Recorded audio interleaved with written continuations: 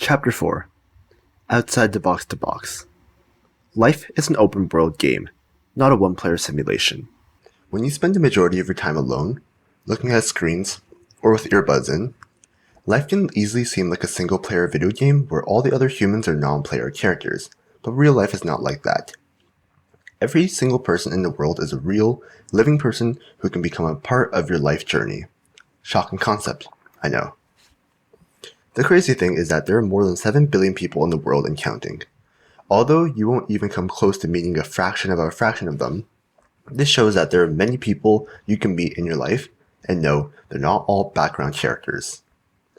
One of the skills you will most likely need to cultivate in order to develop deep connections with others is meeting new people. Unless you already have potential people with whom you can be good friends, your future friendships are going to come from people you haven't yet met. The first interaction. The good news is that cool people are everywhere.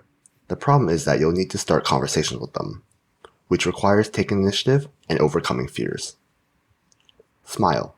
Set a strong first impression before you even say a word. If there's one instant change that can make you 10 times more successful socially, it's smiling. When you smile at strangers and they smile at you, it immediately removes the first thing humans assess about someone else. Threat level. A smile communicates that you're not at risk. It signals that you're friendly, in a good mood, and more importantly, mentally stable, at least in the moment. Fun, approachable, happy people smile. Depressed, angry people usually don't. In order to have great interactions with people, they need to be receptive towards your personality and conversation. Once they perceive you to be non-threatening, they lower their guard and become free to open up and be receptive towards you. A person who's unsure if someone else is a threat will likely always lean towards assuming a threat. That's why you may receive an unpleasant vibe around people who don't smile, who can't keep eye contact, who stare, or who speak too fast. Your brain is either coding them as a threat or as ambivalent, which can prompt your instinct to tell you to run. Smiling at people takes some vulnerability, but if you do it, you'll find that you can start an interaction much more easily. When you smile at someone and that person smiles back, you can move right into, "How's it going?" You two have acknowledged each other and are now building familiarity, even if it's only been seconds since your initial interaction. In short, you both have exchanged a positive signal. Starting a conversation from that point onwards should feel natural. Say it without thinking. When you want to start a conversation with someone, but you're not yet a natural at it, chances are you're going to be quite nervous. In order to start a conversation from that state, it's best to say what you want without allowing your mind to second guess itself. When you do this for the first time, it's going to be a strange feeling, because there will be a moment where your brain doesn't realize you're already in conversation. Similarly, if you have to walk over to talk to someone, the difficult part is actually walking over. Your brain may be against doing this due to the fear of uncertainty, but the trick is to move your feet and start walking without overthinking it. When you do this, your brain goes into conversation mode, since you're already on a one-way street to that person. The good news is that starting a conversation is the most difficult part. If you can do this successfully, it only gets easier from here. How to start a conversation. Conversation starters can fall under one of three categories: a question, a comment, or a direct starter. Questions are the safest way to start a conversation since you're not necessarily starting a conversation right away. Instead, you are creating the opportunity to start a conversation. You can ask questions about the place you're in, such as the restaurant, gym, or office, or you can ask questions about the other person, such as an article of clothing of theirs you find interesting, what they're doing, or what they're thinking about. The thing with questions is that if you ask a neutral question that doesn't spark emotions, for example, asking for directions, and you want us to create a conversation, make sure to follow it up with a question or statement that does spark emotion, or else you may be stuck in a boring, uneventful dialogue.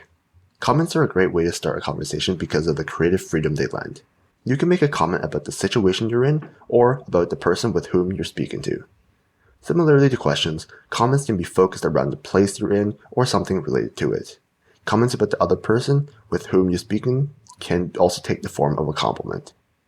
When giving a compliment, try to be specific about what it is you're complimenting.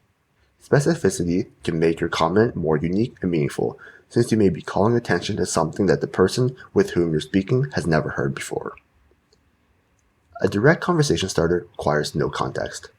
Openings like, "How's it going?" and "Hello" are examples of direct starters. For the longest time, I thought I needed to come up with some elaborate, creative, relevant question or comment in order to start a conversation with a stranger. Who am I to turn to the person next to me and say hello? Well, it turns out that hello is an effective opener. Always make sure to offer a hello with a smile and positive intention. You don't need an elaborate reason to talk to anyone. If there's one thing that being social has taught me, it's that you don't need an elaborate reason to talk to someone. I used to think I needed a logical reason to start a conversation with someone, but now I realize this was merely my fear or lack of social skills talking. I've used this principle in my life with friends, women, or making small talk with whomever. It's not uncommon for me to start a fun conversation with a cashier, a waiter, a person sitting next to me at a restaurant, coworkers, fellow students, people in the same group situation as me, people in the gym, someone on social media, or wherever else. Because I learned that I don't need an elaborate reason to talk to anyone. Granted, I still get nervous lots of the times, but I do it anyway. Of course, there are going to be various fears you'll have to work through if you want to start talking to people you've never met before, but just know one thing. You don't need to have a grand, legitimate reason to talk to someone. Usually, those types of rationalizations are just that. Rationalizations. The Blue Backpack Beauty. One freezing winter evening, I'm walking home from university. I'm waiting at the crosswalk, the same crosswalk I waited at for the last 4 years. But this time would be different. There's a woman waiting a few meters in front of me. She seems cute, but it's kind of hard to tell under her winter jacket with her hood up. Did I forget to mention it's absolutely freezing where I'm at? She turns to me. We make eye contact, and she smiles. My guess is correct. She's very pretty. I want to talk to her, but I want to start off the conversation on a strong note. I notice she has this really cool blue backpack on with a neat artsy design, so I'll walk over and say, "Hey, this is kind of random, but that's a really cool backpack you have on. I love the design." She appreciates the compliment. She replies with a cheerful "thank you," and we start talking. One thing I sense immediately is that she has a lovely personality. We cross the street together, having a fun conversation. Nothing out of the ordinary, but it is a friendly, entertaining chat. We get to the other side of the street and talk for a minute more. For the purposes of teaching you a lesson about not needing an elaborate reason to start a conversation with someone, the story serves no further purpose, although you may want to learn how to avoid making a big mistake I made. In my mind, the conversation seems like it's coming to an end. I think I should get her contact information, whether it be her cell phone number or social media handle. Then, my fear kicks in. My brain rationalizes my fear by convincing myself it's not a good idea to ask for this woman's contact information because the whole conversation lasted 3 minutes. That's too short to ask a woman for her number. She's going to think I'm weird and say no. Well, my fear won the battle that time because I said my goodbyes to her and we went our separate ways. Immediately after walking away, I regretted my decision. I was thinking about running back and asking her for her contact information, but I realized that would be a truly stupid decision, so I said screw it and kept walking. Even though the experience didn't end the way I wanted to, overall, it was a win for me because I learned 2 things. 1, I approached a woman that I've never met before, and this was going to do wonders for my future confidence. 2, I now have a better sense of the personality type I might seek in a potential partner. I thought the story was over after that day, but it wasn't. A few weeks later, I was studying in a business faculty building at my university in between classes. A woman would walk up to me and said, "Are you the guy who?" I didn't even let her finish the sentence. "Yeah," I said. "I'm that guy." It was her. Maybe God or a higher power wanted to give me a second chance to summon the courage to ask her for her contact information. I'm not super religious or a believer in fate, but if that was indeed a force at play, thank you. We had another amusing conversation, speaking for well over an hour this time. About 10 minutes into the conversation, I asked her for her number and social media information. I wasn't going to let myself wait too long to redeem my mistake. We kept in touch for a while after that conversation, but external forces may have stopped something more from happening. Although this is a personal example of approaching a woman, if you're a woman, you can and should feel free to approach a man you're interested in. The same principles apply regardless of gender or sexual orientation. Ask for their contact information. If a conversation is going well, but it's coming to an end, ask for the other person's contact information. Assuming you want to, of course. I can't tell you how many great interactions I have had with people where I forgot to ask for any sort of contact information. If you don't get someone's contact information, assuming that you're not in a social setting where you'll see each other again, there's a good chance that you'll never have another opportunity to do so. Asking for their contact information is the easiest part. Hand out your phone and say, "Let me get your number or social media info." Don't overthink this part. It's the easiest step. Send them a message within a day so you stay fresh in their mind. Common conversation mistakes. Although the basics of conversation are simple and straightforward, there are some common conversation mistakes that can derail the opportunity to be social with someone, since these mistakes typically signal a lack of social intelligence or ability. Too much tension. When you're speaking with someone for the first time, there may be a great deal of tension, especially on the receiving side, since you are a stranger who came up to them out of the blue. This is less of a problem if you're at a social event, since there's an inherent sense of familiarity, but it's a common issue if you're talking to people randomly. Unless you do something to ease the tension at the start of the conversation, the threat factor won't disappear, which might cause the other person to stay guarded and potentially look to leave the conversation as soon as possible. This is why smiling is so important. Smiling immediately drops the potential threat level down. Pair this with the following tactic for calm, casual transitions into conversation. When entering a conversation, do something to acknowledge the fact that this is a random conversation and you're a stranger. This will help the person with whom you're speaking realize you're socially intelligent enough to be aware of the situation and to ease the tension. Those who lack social intelligence immediately cause others to raise their guard, since a lack of social intelligence may code as a potential threat in the subconscious mind. Effective opening lines include, "Hey, sorry to bother you, but I know this is kind of random, but hey, this is completely out of the blue, but..." If the situation allows for it, you can also add in there what you're going to be doing in the future. This will show the other person there's a time limit to the conversation. The two things that people worry about when a person randomly starts a conversation with them are they a threat, and how can I leave? By smiling and acknowledging the randomness of your meeting, you diminish the threat factor. Communicating that you have a time limit helps to ease the other person's tension, as they can be assured that this conversation is going to come to an end soon. We've all had conversations where we just met another person and they don't know how to take the hint that we want to end the conversation and move on. Making people feel trapped in conversation with a person they don't know isn't a great ingredient for social success. Whether you and the person vibe and continue the conversation is up to you both, but at least the other person will know you're not a threat. The following recommendations are optional and context dependent. I hope they will help you out, but don't force a reason if you don't have one. At a mall, introducing yourself to a person. "Pardon me, I was just about to head to the store, but I wanted to say, you have a really cool jacket." At a social event, introducing yourself to a person. "Hey there, I was just about to head over there with my friends, but I couldn't help but overhear you're a big Lakers fan. So am I." At a bar, introducing yourself to a person. "Hey, sorry to bother you, but I was just about to get a drink and I noticed you from over there. I just wanted to say hi."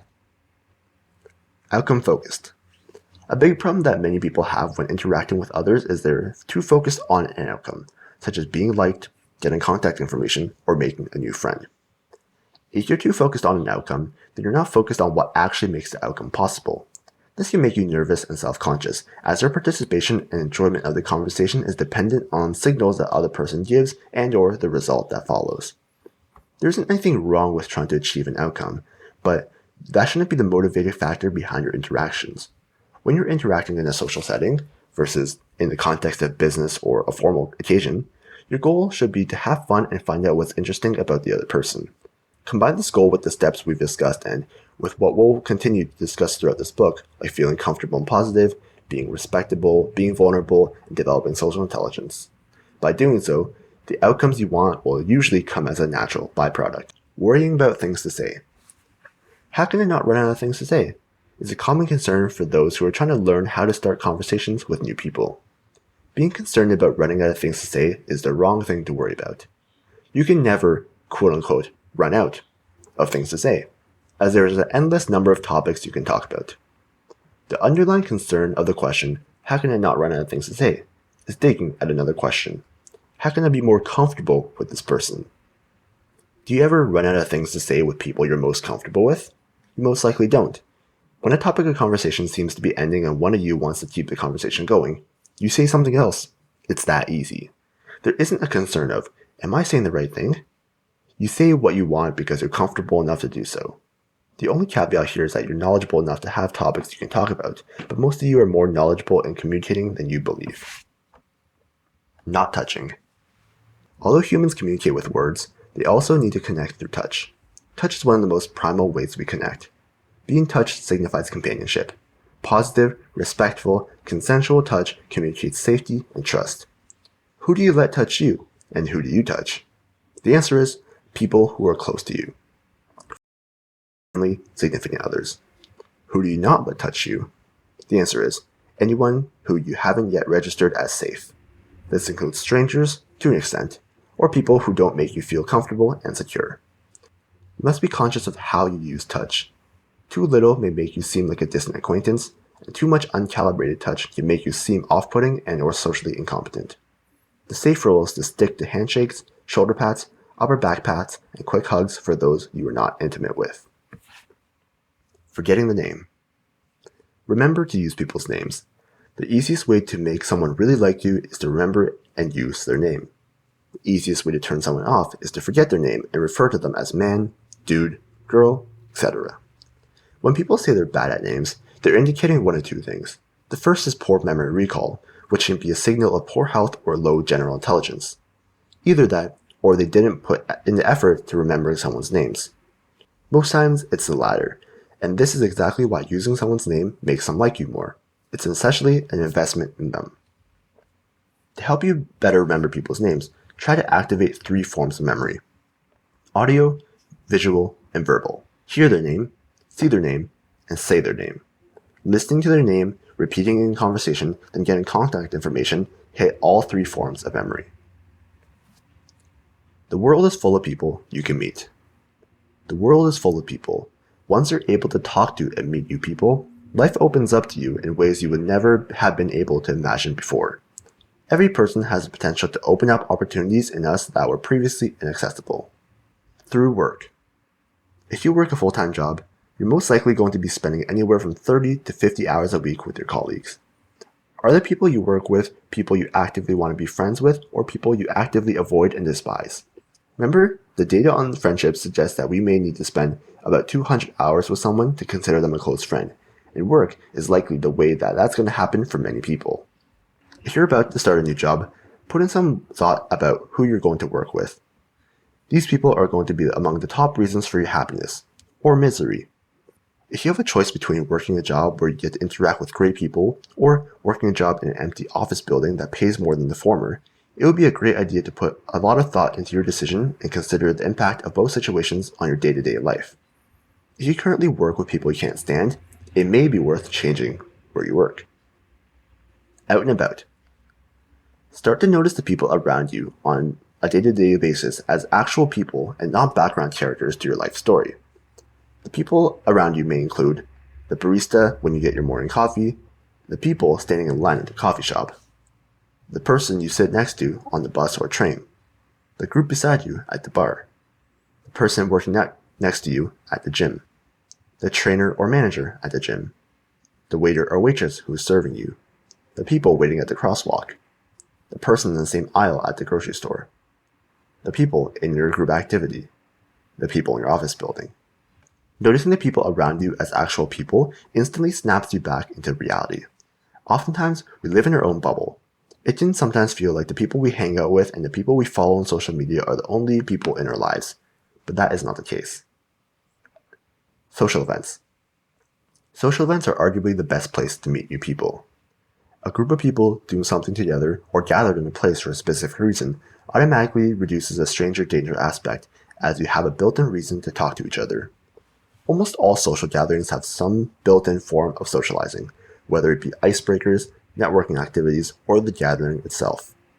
Social events are a great way to engage in social situations where starting a conversation is easy, since these gatherings are meant to foster interactions with other people. It may still be scary, but it'll be far less scary than trying to start conversations with people out and about. Almost all cities and towns have some sort of group events available, whether it be a sports league, classes, media groups, or volunteering. With internet platforms being so widely available, these events can be easy to find. It's on you to seek them out and attend. Friends of Friends. Friends of Friends takes the benefit of social events and magnifies them. When you meet a friend of a friend, not only is the threat of stranger danger diminished, It's almost eliminated because your friend has already screened the other person for you, assuming that they're a friend that you both respect. The best thing about meeting friends' friends is that you can all do things together. This will help you have more social support, and you can reduce the pressure of meeting even more new people at social events or gatherings. Social effort leverage. If you're going to put in the effort to create your social life, you might as well leverage your efforts. You can do this by creating a lifestyle that allows you to be social and develop relationships. When you put in the effort to create a more social lifestyle, you'll likely find that it becomes easier to be social. You will already be in social situations, and all you have to do is open your mouth and talk. Work life. If you're going to spend the majority of your waking hours working, recognize that work is the best place to start building your social life. It's easy to neglect work as an avenue to a great social life because if you're like me, work is work. But having a good social life at work does wonders for your job performance, your happiness, and the performance and happiness of others. Being at a job where you don't have friends or don't talk to anyone sucks. I've been there. Don't take coffee breaks alone. If you're going to refill your coffee mug or make your way down to the cafe to get a cup, bring someone. Make it a habit to bring someone as often as possible. You can talk about work, your personal lives, or any other topic you or they want to talk about. This opens the door for longer, better conversations at a different time. Coffee break chats are a great time for you to invite your coworkers to sit with you at lunch, get a drink after work, or attend an event on the weekend. Don't eat lunch at your desk. The first company I worked for, a successful local startup, had a rule. You can't eat lunch at your desk. The rule made sense, because eating lunch with a group of your colleagues gives you an hour or so of talking time that doesn't require you to talk about work. Some of the best interactions I've had come from the lunch table. It brought a unique joy to my day to talk about sports, crack jokes, get to know my colleagues, and exchange some off-the-wall topics with them. As the company grew and people got busier, they stopped implementing this rule, which is a shame because it was such a great one. Is a hot dog a sandwich? Hey, is a hot dog a sandwich? This is a question that I've heard someone ask during a lunch break. To other people, this may be a question that sparks a bit of thought and then concludes with an answer. But that wasn't the case for us. If you get 10 to 15 loud, young, smart men and women involved in a debate, it's going to be an hour-long war, with the lunch table as the battleground. We argued about everything. Does the fact that it's a piece of meat and condiments between bread make it a sandwich? Does it have to have two separate pieces of bread to be called a sandwich? What kind of bread determines a sandwich? Soon enough, we Googled it, and according to the internet, yes, a hot dog can be considered a sandwich because a sandwich is 2 or more slices of bread or a split roll having a filling in between. Although, if you ask some of my former coworkers today, they may give you an answer contrary to that theory. I bet I can beat a horse in a marathon. Same company, different lunchtime debate. Yes, we got work done too. Don't worry. One man, Stuart, was always coming up with wacky thoughts and ideas that were highly entertaining but usually questionable. The best example of this is when Stuart claimed he could beat a horse in a marathon. He knew a horse would be far faster than him, but he wondered if a horse could realistically run 42 kilometers before he could. Personally, I was wondering if he could run 42 kilometers at all. Turns out, they do man versus horse marathons every year, and horses win almost every time. So, Stuart is going to have to hang on to his dreams of being a horse in a race. It would be funny if it was man versus horse in the Kentucky Derby, but that wouldn't be fair. The importance of lunchtime socializing became obvious to me when I worked at a second company, another successful local startup. The leaders there implemented no such time rule, so people typically ate lunch at their desks while working. The whole day often felt like a drag if I didn't make my own efforts to socialize because I'd be at my desk all day with little interaction. If your company has no such rule, you can take the initiative to start it or at least execute it at an individual level.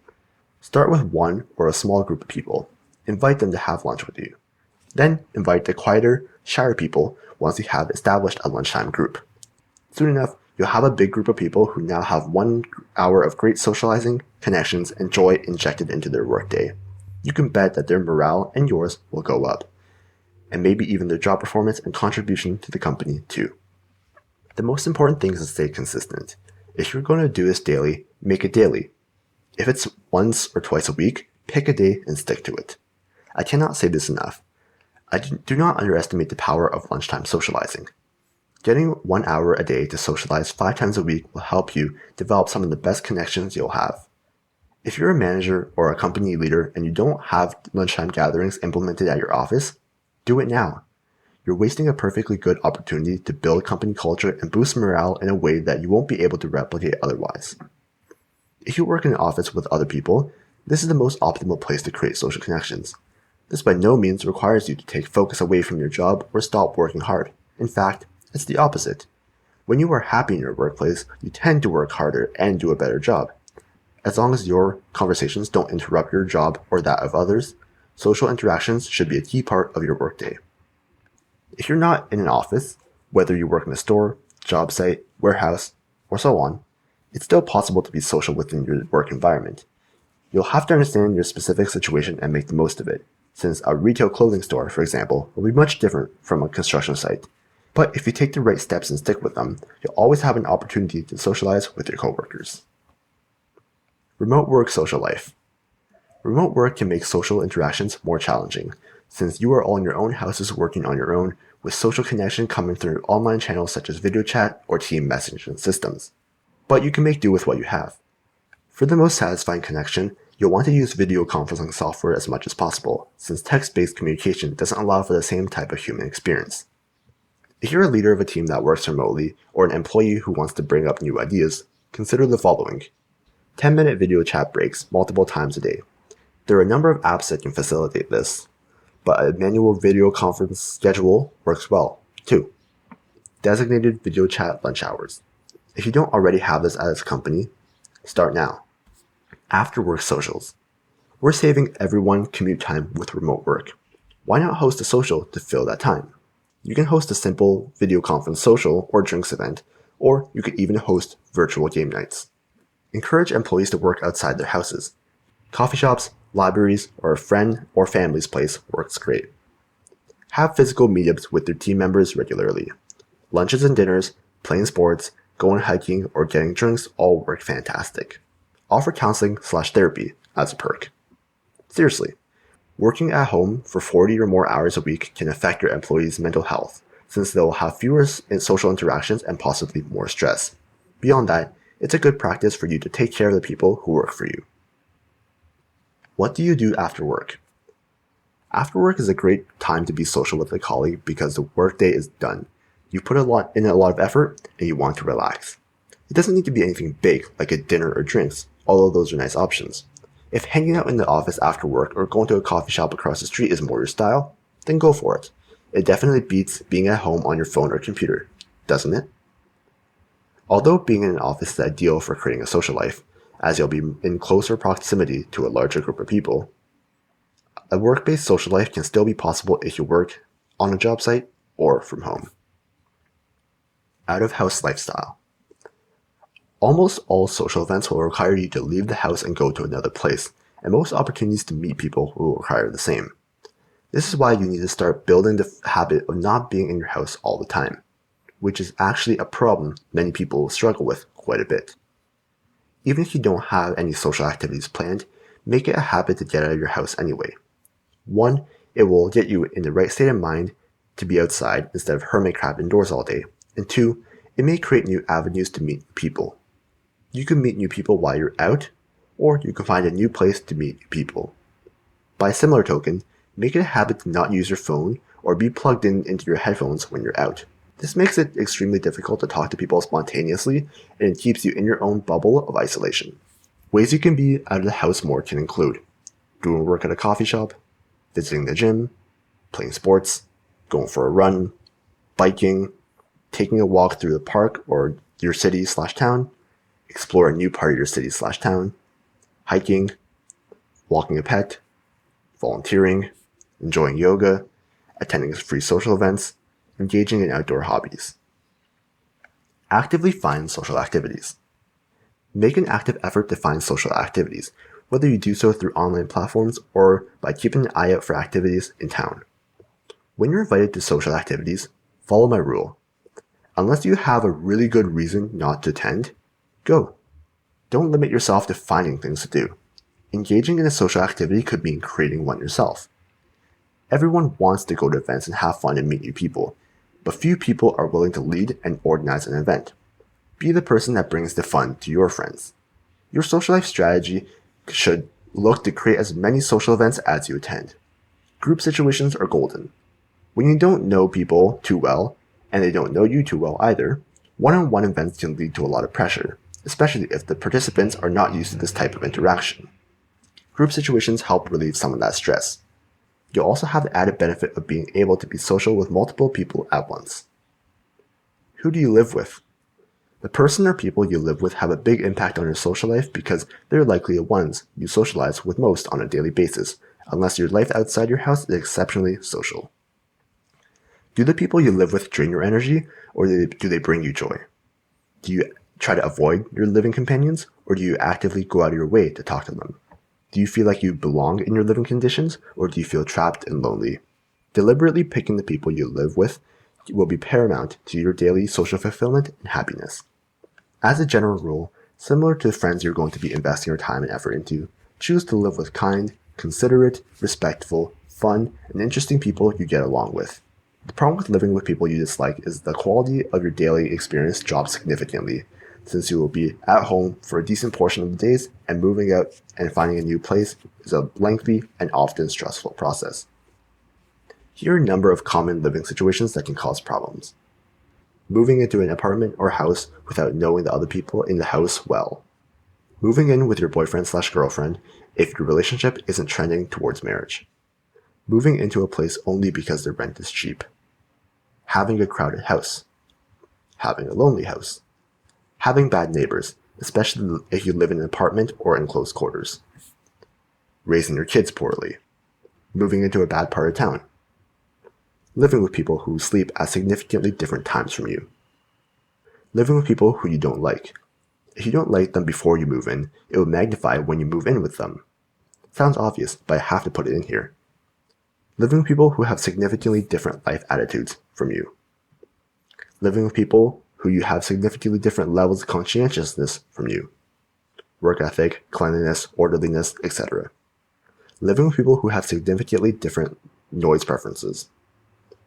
Living with people who have significantly different guest quantities. Living with people who are negative or pessimistic. Living with your parents, if you don't like living with them. Living with your extended family, if you don't like living with them. Living with people who cannot take negativity or constructive criticism well. Living with people who cannot communicate their problems effectively. Do what you can to avoid those situations in order to make your social life at home one that brings you joy and energizes you, not one that you dread and brings you down. Key takeaways. Unless you already have potential people with whom you can be good friends, your future friendships are going to come from people you haven't yet met. When you talk to new people, smile often to signal friendliness, open conversations before your mental blocks convince you not to, start conversations effectively, and avoid common conversational mistakes. Excellent ways to meet new people include through work, out and about, at social events, and via friends of friends. Creating a lifestyle in which you're consistently exposed to social opportunities is a great way to leverage your effort.